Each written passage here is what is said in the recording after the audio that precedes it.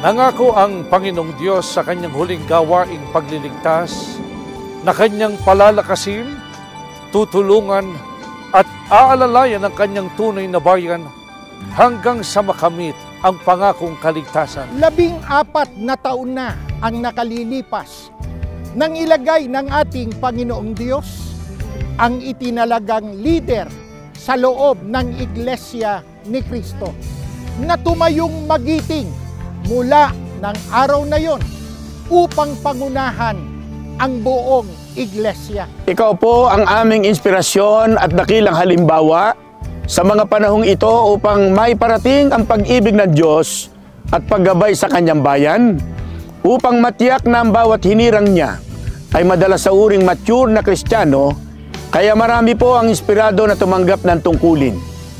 Kayo po ang kasangkapan ng ating Panginoong Diyos upang ang kanyang iglesia ay madala sa kaligtasan.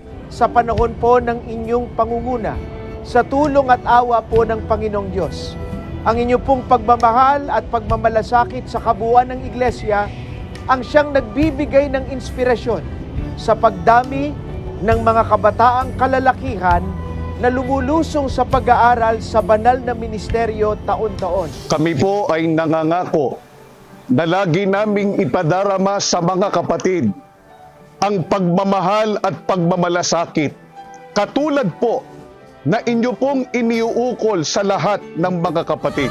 Kami po ay laging inspirado kapag pinakikinggan po namin ang inyong pangangaral ng mga salita ng ating Panginoong Diyos.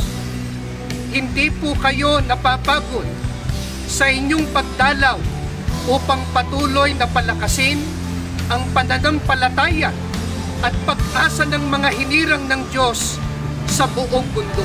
Kami po ay mananatiling tapat sa inyo pong pangunguna at pamamahala alang-alang sa kapakanan ng Iglesia ni Cristo. Mula po sa 7 distrito ng Canada, kapatid na Eduardo V. Manalo, ang aming pong tagapamahalang pangkalahatan. Happy 14th anniversary po of your spiritual, valiant and dynamic leadership in the Church of Christ. We love you all!